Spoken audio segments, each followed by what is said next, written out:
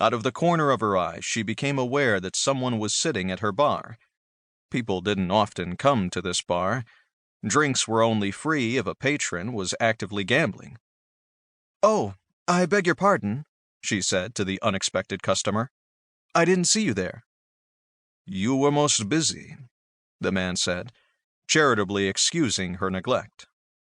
Marcy tilted her head and smiled at him, enjoying his French accent. While not precisely handsome, the gentleman had a pleasant face. There was an aura of humor about him, in his manner and appearance. His eyes were dark and remarkably bright with intelligence, his eyebrows thick and expressive. The fellow's clothes seemed understated yet expensive, classy, and elegant. What gambler spruced up to visit a place like this?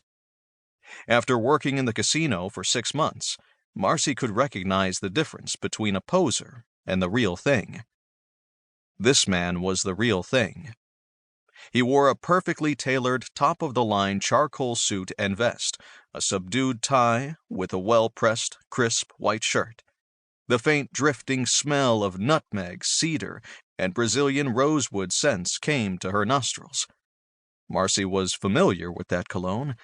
It was a high-class product for the ultra-rich. Was he a professional sportsman, she wondered? Because he was in excellent shape, flat stomach, broad shoulders, dark hair, cut short around his neck and ears.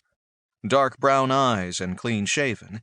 There were numerous pockmarks on his chin and cheeks, yet they didn't detract from his healthy, attractive appearance. He was younger than she was, or at least he looked younger, if that carefree, mischievous grin was anything to go on. The man exuded charm. Marcy found herself smiling at him, finding it odd that she liked him instantly. Was he from France, or perhaps Quebec? The desire to practice her high school French was an impulse she decided not to suppress. "Bonjour, monsieur. Comment allez-vous?" she asked. The stranger's face lit with pleasure. "Très bien. Parlez-vous français?" She smiled and gave him a half shrug.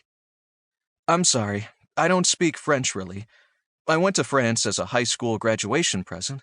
It was one of the most wonderful experiences of my life. I just couldn't resist saying something to you in your own tongue." "Merci beaucoup." He shot her a pleased grin and nodded. "It is always well to hear the language of one's childhood. I am Mr. Chevalier," he said, and held his hand out to her. "Oh, you can call me Marcy," she said. With well-ingrained manners, she offered her hand. It was never a good idea to touch customers. She didn't much like touching anyway, yet she responded automatically to his open palm. "Je suis enchanté," Mr. Chevalier said, and his teeth flashed white against his tanned skin. He caught her fingers in his and lifted them. With flirtatious male grace, he pressed his lips to the back of her hand, his eyes focused on hers. Marcy felt her face heat, and her smile falter under his observant gaze. Was he hitting on her? Or was this some French display of respect? How was she supposed to respond? Pull her hand away? Leave it? Wait? The man's eyes glittered with shrewd humor. Clearly aware of her dilemma and vastly amused by it, he released her. Marcy pulled her hand away. "What can I get you?" she asked, slipping into her bartending patter as a safe fallback. "What is your specialty?" Her smile returned. She was on firm ground once more. "I recommend a margarita. That's one of my personal favorites." "Eh bien. Then I will have a margarita. I thank you." Marcy took out a glass and wet the rim with a halved lime, and then dipped it into salt, to give it a salt rim. Filling a cocktail shaker 2/3 full of ice, she added a generous shot of tequila. A slightly less amount of Cointreau went in after that. Then lime juice equal to the amount of tequila. After vigorously shaking it, she strained it into the glass. She handed it to Mr. Chevalier, serving it with an extra wedge of lime.